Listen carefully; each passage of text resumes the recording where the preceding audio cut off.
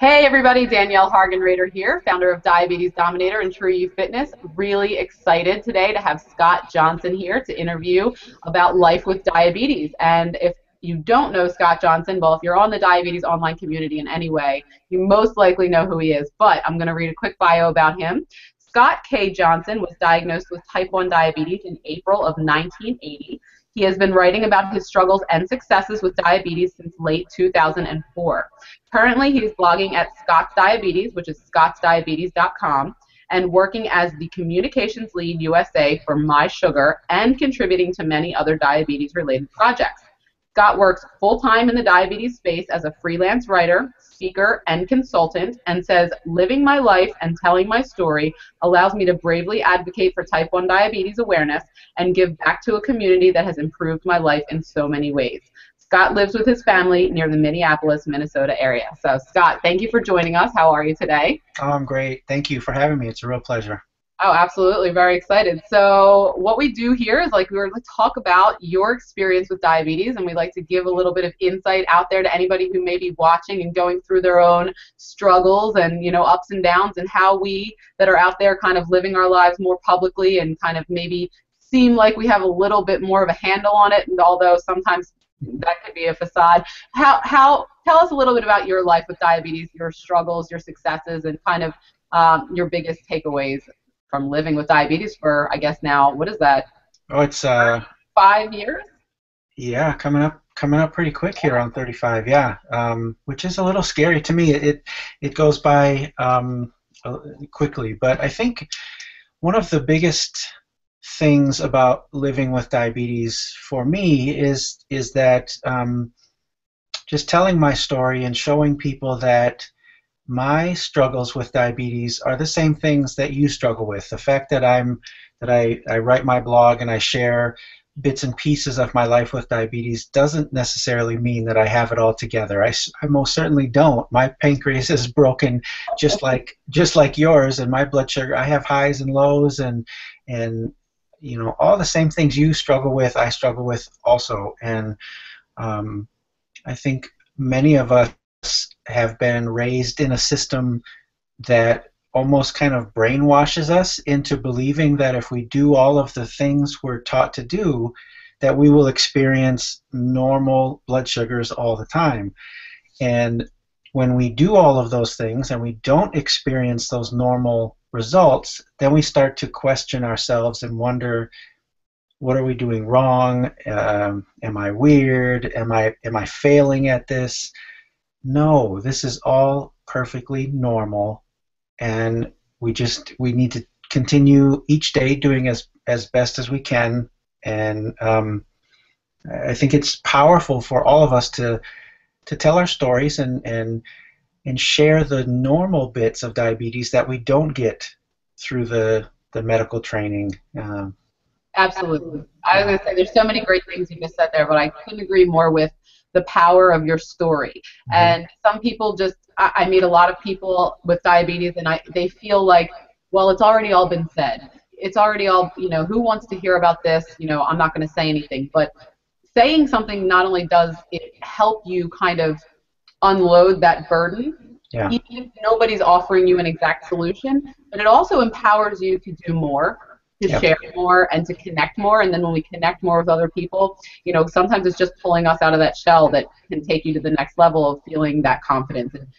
And what you said about doing everything right and then things not going the way that you think they should, and that's another kind of big problem out there, because there is no exact right way for everyone. And unfortunately, a lot of doctors don't understand that expecting this flat line on the blood sugars is just a silly expectation. So we have to kind of allow ourselves a little bit more leniency sometimes. Yeah, and diabetes is a special thing in terms of that medical treatment, right? So doctors, I think, and I'm no doctor, of course, but I think many doctors are used to prescribing a treatment that works for most cases, and there's not a lot of this individual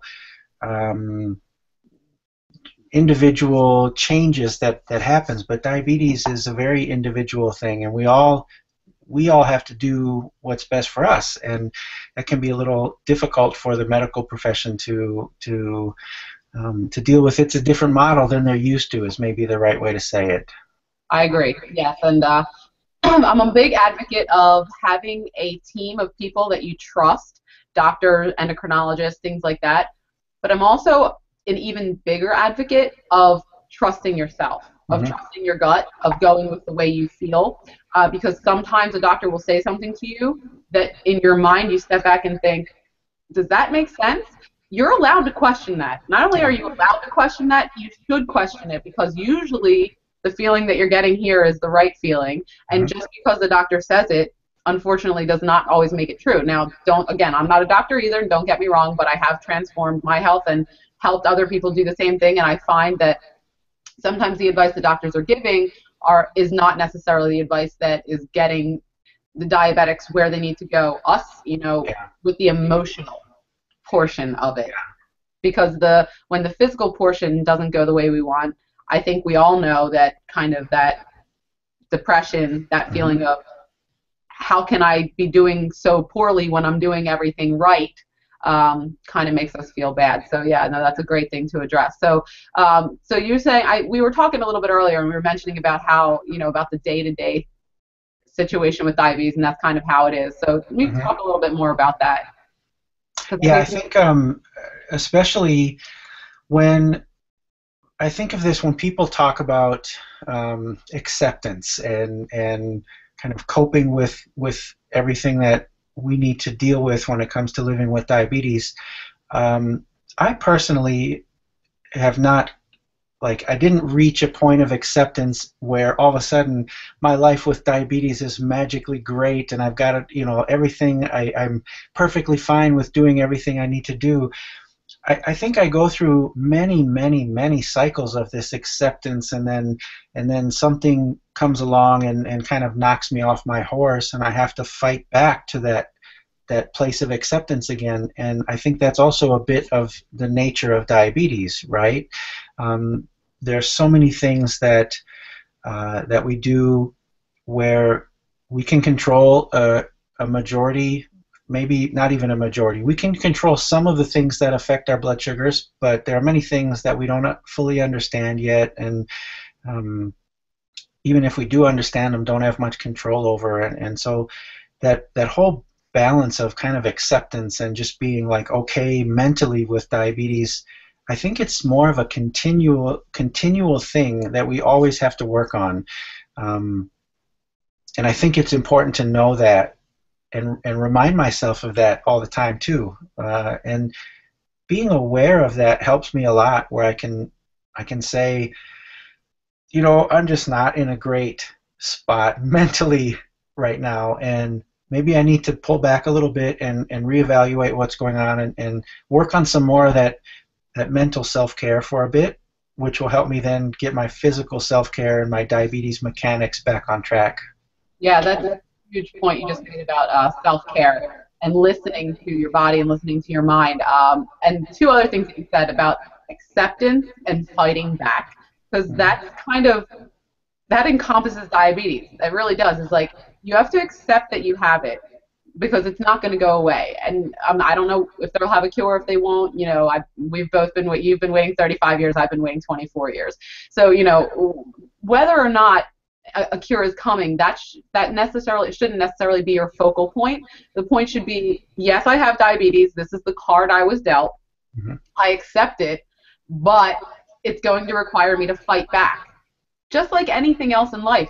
People get, other things that could be considered terrible or, life changing or life altering, but it's like if you fight back, not in a angry, rageful kind of way, but just like I got knocked off my horse, I'm going to dust myself off and I'm going to climb back up because I'm a Mhm. fighter. And that's just kind of how all diabetics have to be, regardless of whether that's in your nature naturally. You kind of have to I guess, build that up, build that Yeah. fighter up. And we all have to be fighters and not accept every knockdown as a loss, but as an experience, as just another notch on our belt of experience that we get to have. And, like you and like I try to do is, I find that for me, paying it forward in some way, shape, or form, whether that's like you do in writing a blog, because I believe, like you said, when we said sharing your story and being so open, that's a vulnerable position to put yourself in. When you share your experiences with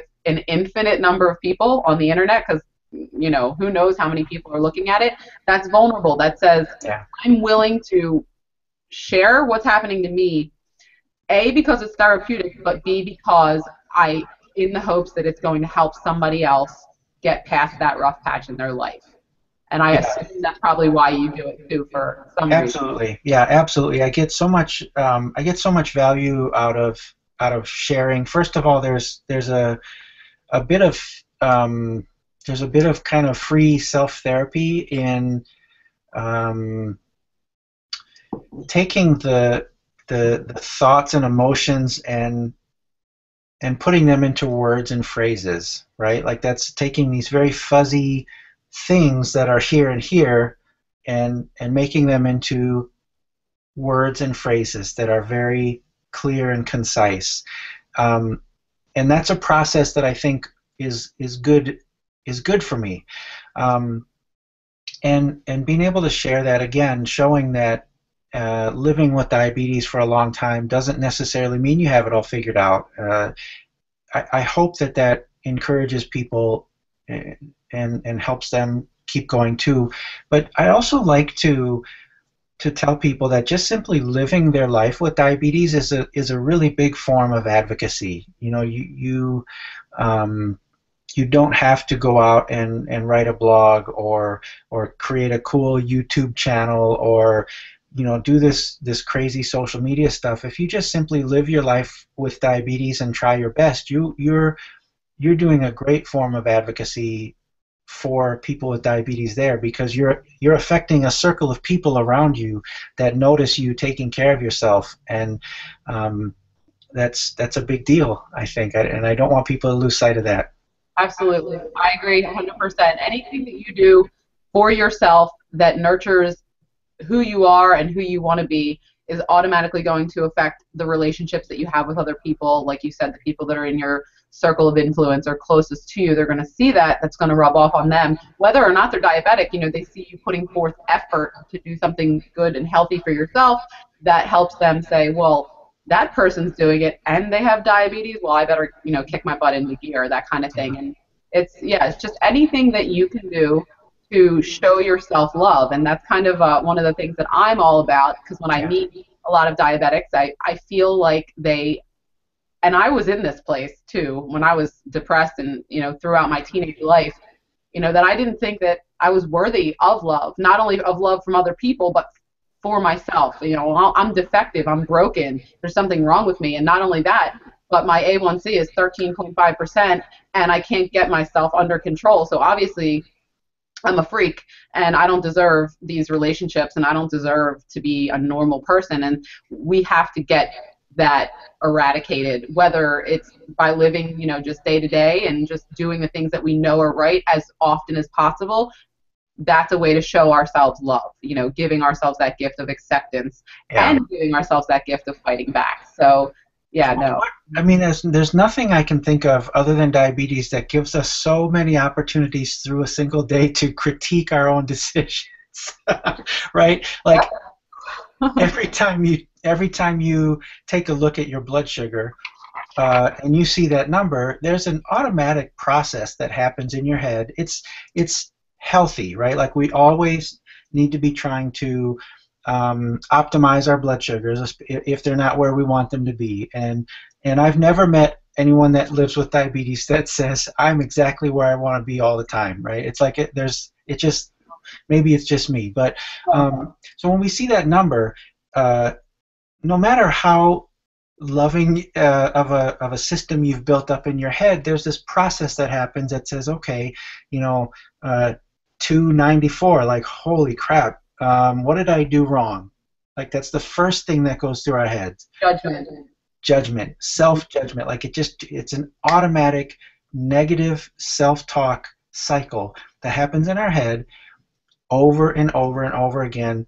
And that's just like in a day. And even if your blood sugar is relatively great, right? Like, oh, I'm 104, but holy crap, I'm going to exercise in 20 minutes. Like, I, that's, I mean, there's just, diabetes is so unique in the opportunities it gives us to hate on ourselves. And Yeah, I think we have to be really, really conscious about that love and care and self-care, because it's an automatic process. That troubleshooting and those negative messages. On one hand, that troubleshooting is very, very necessary, but we have to be careful of it, right? absolutely. And that's one of the biggest things you say is judgment. Or, that's the word that I came up with. That ability to correct yourself all the time. It's whether or not you wear a CGM or you use a pump or I was on manual daily injections for 23 of my 24 years. I just got an Omnipod last June, and I just got a CGM about a year or 6 months before that. And what happened to me when I got the continuous glucose monitor was it was one of the happiest moments of my life as a diabetic because I had only thought that was like a fantasy thing that would never happen. But then when I got it, I actually ended up talking to one of my friends and just had this breakdown because I had information overload. Totally. And, I would check my blood sugar 10 to 12 times a day when I didn't have the glucose monitor, but you can't see that constant thing that's happening. So when you see it, you're like, it's overwhelming to the point where you're like, this is an amazing piece of equipment that has the ability to help me in ways that I didn't think were possible. But you literally should, I feel like the continuous glucose monitor should come with a psychiatrist to kind of like, Absolutely. okay, this is going to mess your brain up for a little while until you Yeah. get a handle on it, because it's just overwhelming to have all that information and more opportunities to judge yourself on it. I remember when I first got mine, one of the first things the first thought that I remember having was like, oh, well, now I can see how bad my blood sugars are all the time. It's in my face, like I can see it.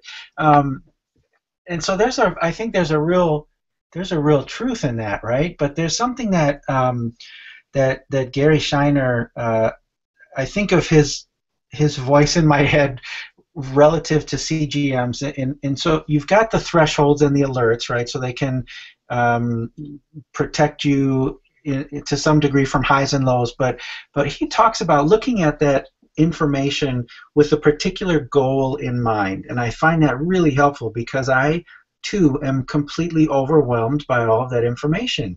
But if I can look at it and say, okay, I'm going to try and troubleshoot my breakfast insulin to carb ratio, and I kind of almost block out everything else except that little chunk of time for those few days. Like it's almost like you have to put blinders on to shield yourself from all of that information. Totally overwhelming. I love what you just said about chunking it. Two things about chunking it down into little pieces, which is excellent. But also, and I just lost my train of thought because you said so many great things. But about the insulin to carb ratio, I'm sorry, my mind is blanking. But the insulin to carb ratio for the breakfast, the chunking, overwhelming. Well, I had something really great to say, but let's just say this is like a live interview, so sometimes our Totally, brains yeah. look great. But so yeah, the CGM is an amazing thing. You need a psychiatrist. Yes. But yeah, so the alarms help you. So actually, I always like to ask you, do you change your alarm settings on your CGM? Is that something you do, or is that personal, too personal? No, not at all. I have mine set at 80 for the low and 200 for the high. Mostly because the 200 for the high, I think it's a pretty default setting for I think that's even what it comes set to out of the box. I wear the Dexcom is the brand of CGM that I use. I also, my dietary habits are very carb heavy, and so I see a lot of spikes in my after meal blood sugars, and so if I were to try and narrow down my CGM high alert more, it would become a little bit too much, and then I think you can become numb to those alerts, right? So if you're a little too aggressive with the alerts, you can become numb to them, and that's not what I want either. Yeah, and that's the thing, and that's why the perfect example of why certain things work for certain people and certain things work for other people, and there's no one size fits all for diabetes. And for me, when I first got it to the 200 line, I said that's mentally for me not okay Hmm. because I don't want my blood sugar to go near 200 because I'm a little bit more psychotic than most people are. But then I play with it like a game, almost gamify it for myself where if I can make it go under a certain level, it's like, like I see the line and I see how much I have to bolus to make sure it stays in there. And it's almost like I turn it into a little bit of a game I for like that. myself. And I don't get like any prize other than the feeling of, oh my God, I stayed within these lines for the whole 24 hours. That's a Every, great prize. every time I do that, I take a picture of it with my phone because I'm amazed that it's even possible. Yeah. So it's everybody has their own way of doing it, and everybody out there should concentrate on finding what works best for them. Maybe paying a little less attention to what everybody else is saying as far as doctors, and don't stop taking your insulin or anything. But just kind of saying, this doesn't feel right. I'm going to try this out for a few days and just go with that, and that's Yeah. how we have to do it. So yeah. So I was going to say thank you for sharing everything, and I already told you I was going to ask you this, and I'm going to ask everybody that I interview this. So I would say if somebody were to come up to you with diabetes, and they would say, Scott, I know you've had diabetes for 35 years, and what would be your top three things that you would tell me that you think I needed to know to kind of make my life a little bit more peaceful? Yeah, I love that. That's a great question. So I think one of the keys to living well with diabetes is always be working on better.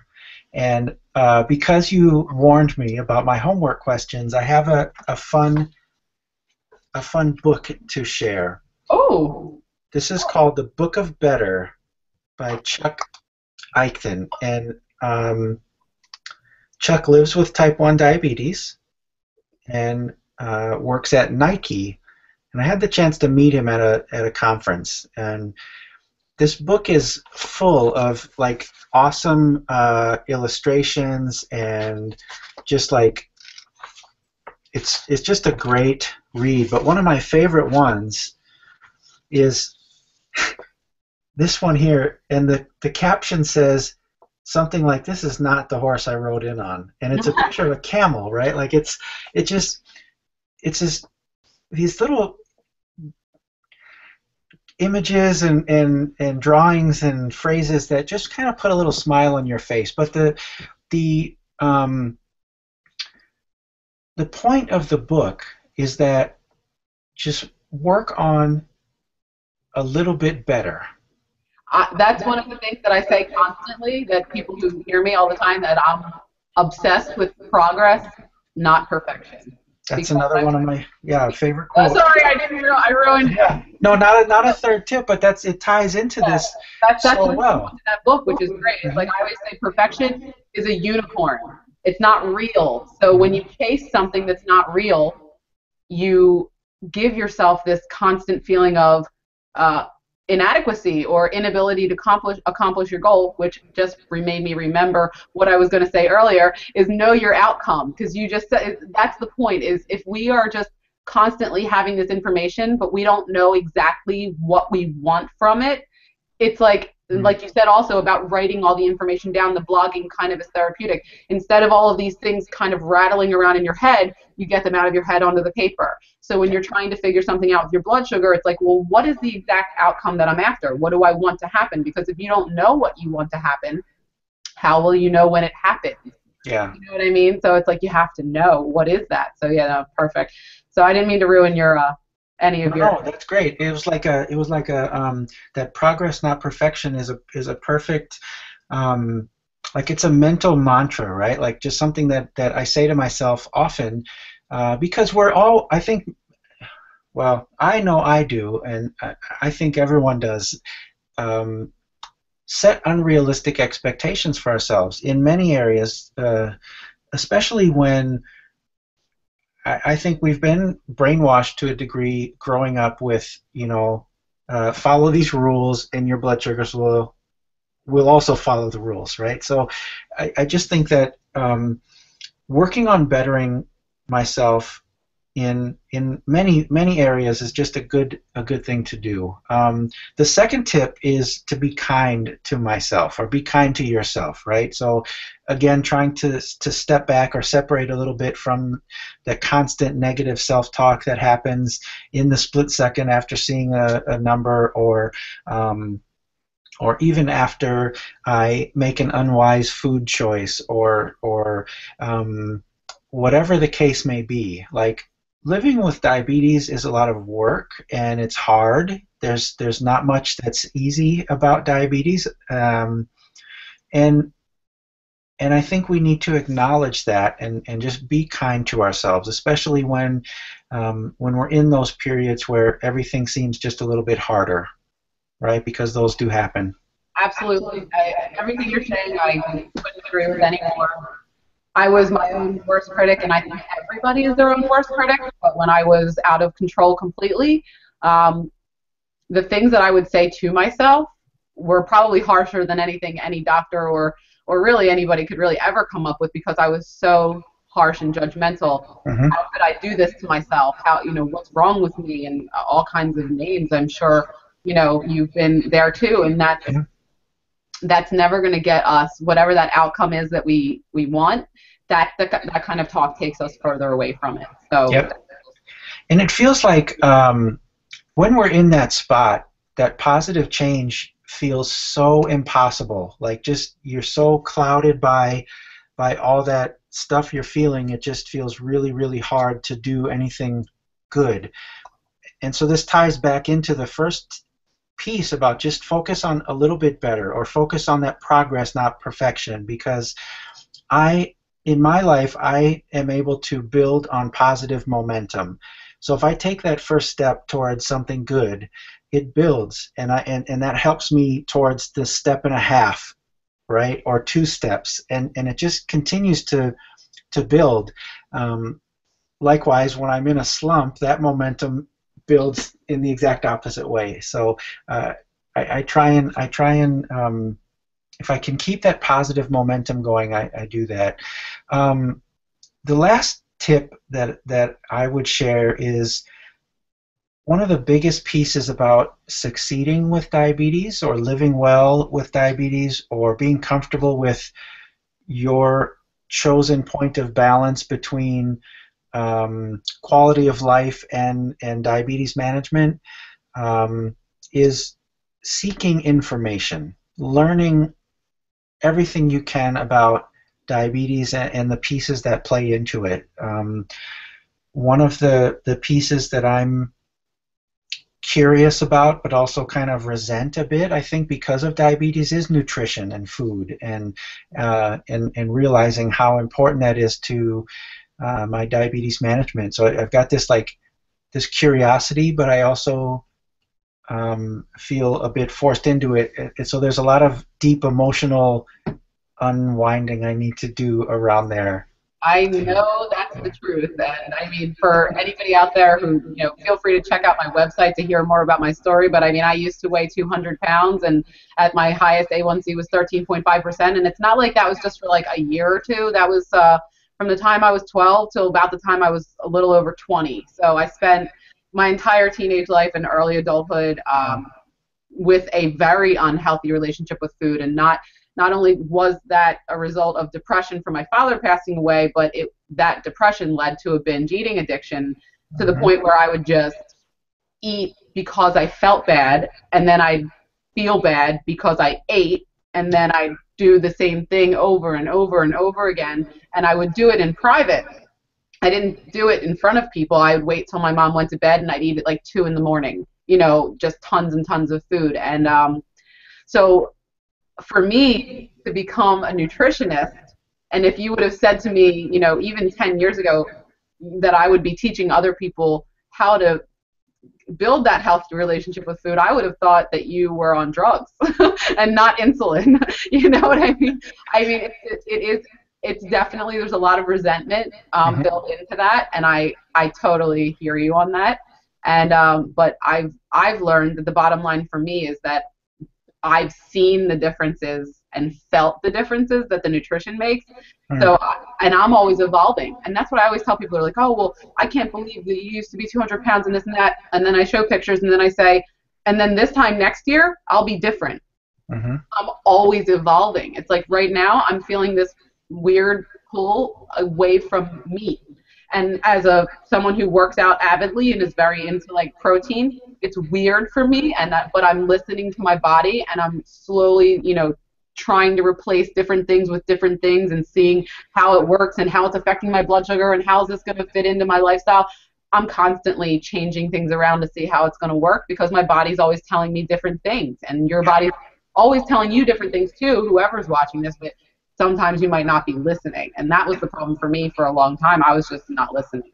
I And think too with diabetes, we have a bit of insight that someone without diabetes doesn't have, right? Like we, in a couple of ways. One, we're checking blood sugars, and so we've got that piece of information that most people don't have. But then we also are we have to listen to our bodies in some ways around, feeling low blood sugars specifically. So we're kind of a little more in tune to certain pieces of that. But then I also think, especially around some aspects of food, we can be a little more disconnected than normal. So yeah, absolutely. So yeah, so I'm sure we could sit here and talk and talk and talk for probably 5 days straight about all of the intricacies that go along with this. But I'm gonna wrap it up for time's sake and try to hopefully we've given people out there a little bit of insight into the fact that whether you're an athlete or whether you're a blogger or whether you're an author or a speaker or whoever you are or whether you work at McDonald's or whether you're a high school student, college student, it doesn't matter. If you're diabetic, you have your own way that you need to find, and it's up to you to kind of find that way that works for you and to always be trying to just make it a little bit better each day, progress, making that progress and knowing that you're not alone in the struggle and kind of all you have to do is log on to the internet and see what's out there because we're all out here kind of saying, hey, we're out here too. Come join us. We're on the same team. So yeah, and we need your voice. We need your yeah, voice in the we mix. want to hear it. We do. So yeah, I mean, as always, I'm thrilled to talk to anybody in the diabetes online community, but really, Scott Johnson, I mean, you're kind of a legend. I know you probably don't think of yourself that way, but I mean, really, you are. Especially to like, I mean, I honestly don't know how old you are, and I won't ask you on the interview.